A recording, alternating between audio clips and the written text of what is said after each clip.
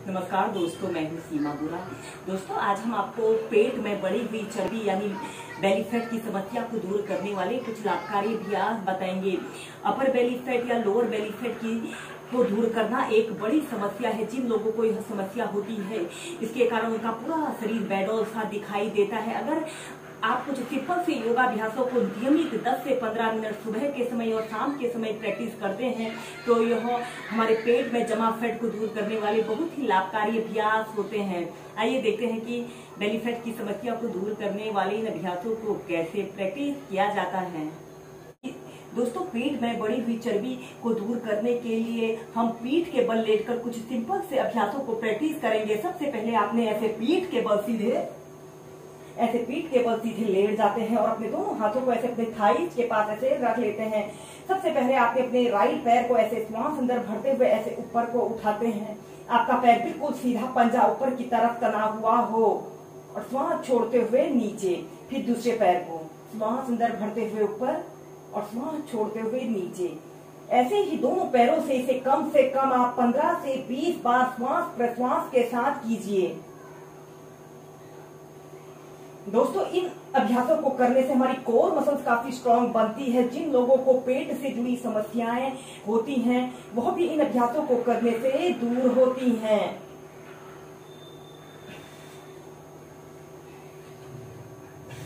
फिर इसके बाद आपने अपने दोनों हाथों को ऐसे अपने हिप्स के नीचे से ऐसे रख लेते हैं और श्वास अंदर भरते हुए ऐसे अपने दोनों पैरों को ऐसे 90 डिग्री के एंगल में ऐसे उठा लेते हैं और श्वास छोड़ते हुए ऐसे अपने हील को जमीन से थोड़ा सा ऊपर रखते हैं।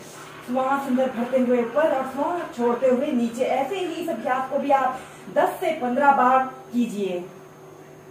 दोस्तों, इस अभ्यासों को करते समय आप अपने पेट पर एक तनाव को महसूस करेंगे, जो हमारे पेट में जमा फैट को दूर करने के लिए बहुत ही लाभकारी है।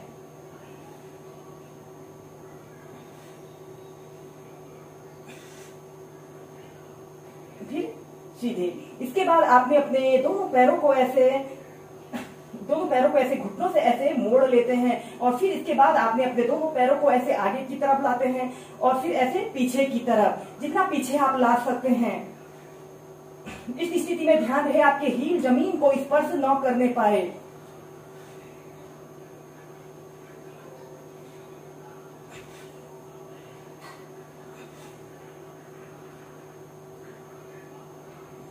फिर इसके बाद विपरीत दिशा में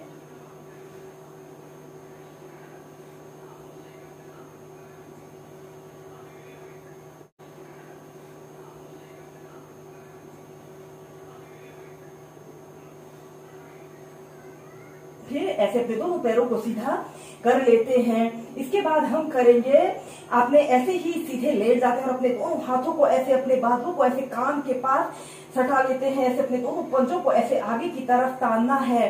अब हम करेंगे गत्यात्मक पश्चिमोत्तानासना और श्वास छोड़ते हुए आपने ऐसे आगे को झुक जाते हैं। ऐसे अपने दोनों हाथों को ऐसे अपने तलवों के नीचे से रख लेते हैं और अपने छाती को और अपने सिर को ऐसे अपने घुटने पर लगाने की कोशिश करें। कुछ देर रुकें और श्वास अंदर भरते हुए ऐसे पीछे को लेट जाइए। श्वास छोड़ते हुए ऐसे आगे को झुक जाते हैं। ऐसे अपने सिर को ऐसे अपने घुटने पर लगाने की कोशिश करें। कुछ देर रुकें और श्वास अंदर भरते हुए पीछे, श्वास छोड़ते हुए आगे।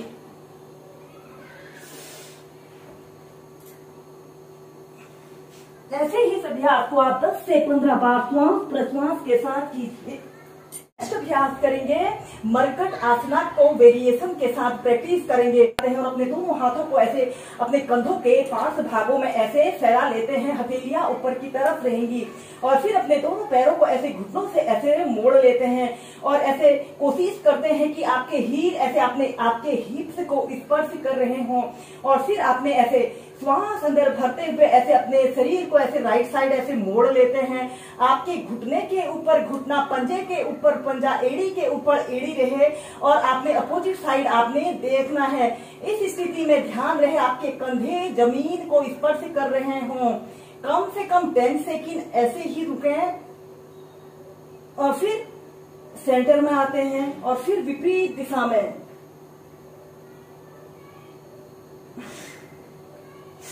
ऐसे ही से आप लेफ्ट राइट साइड से कम 8 से 10 बार प्रैक्टिस करें। दोस्तों यह ट्विस्टिंग का एक बहुत अच्छा अभ्यास है।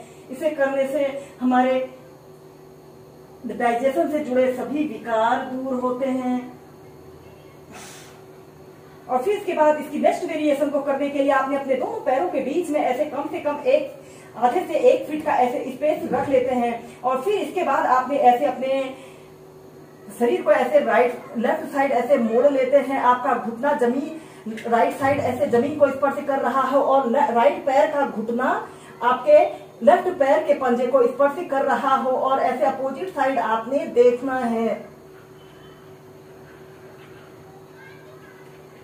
10 सेकंड ऐसे ही रुके और फिर ऐसे सेंटर में आते हैं। फिर दूसरी साइड से ऐसे आपका घुटना जमीन को स्पर्श करे और आपका लेफ्ट पैर का घुटना राइट पैर के पंजे को ऐसे स्पर्श करे और अपोजिट साइड आपने देखना होता है।